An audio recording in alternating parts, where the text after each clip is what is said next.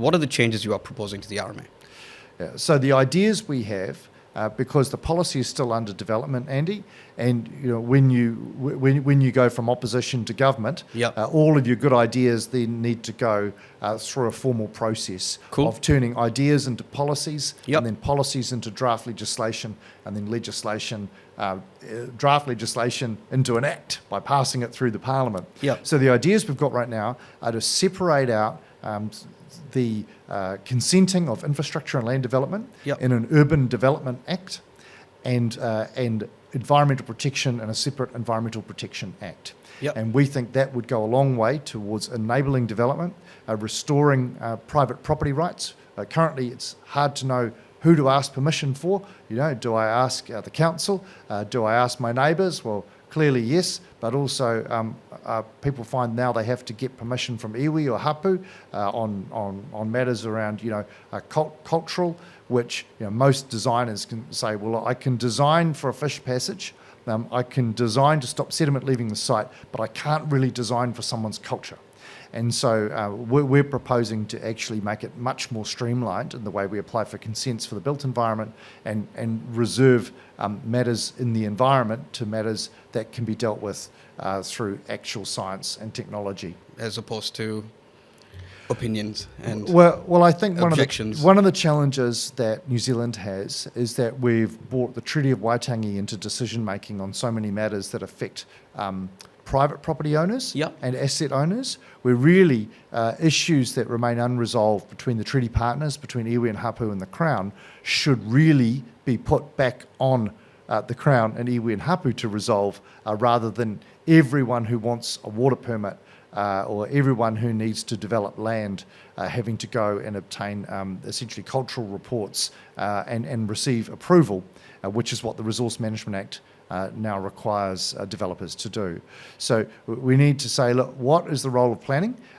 Which problems are we trying to solve here? Is planning to separate inappropriate activities, like you don't want an abattoir or a sewage treatment plant next to a kindergarten or residential home. So planning and zoning can solve that problem. We separate those activities. But what problems can't it solve? Well, it can't solve problems trying to determine what's appropriate for somebody's culture when it comes to land development and infrastructure development.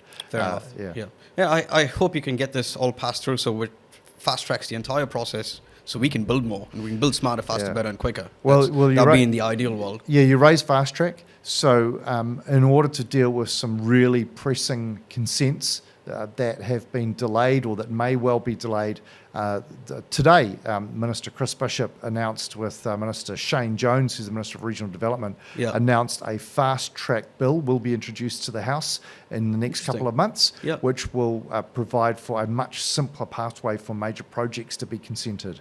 And now wouldn't that be a dream? Because I'm working on a major project now. Literally, which one?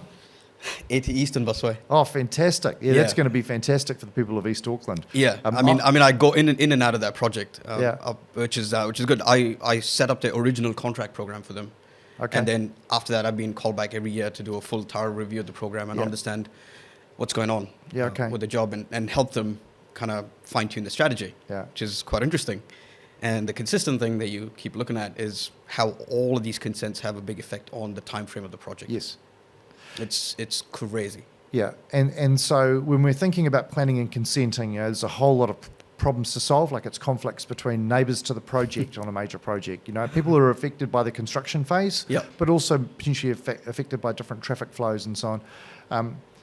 Some of the things we can resolve through planning and consenting, some we can't. We've just overly complicated it.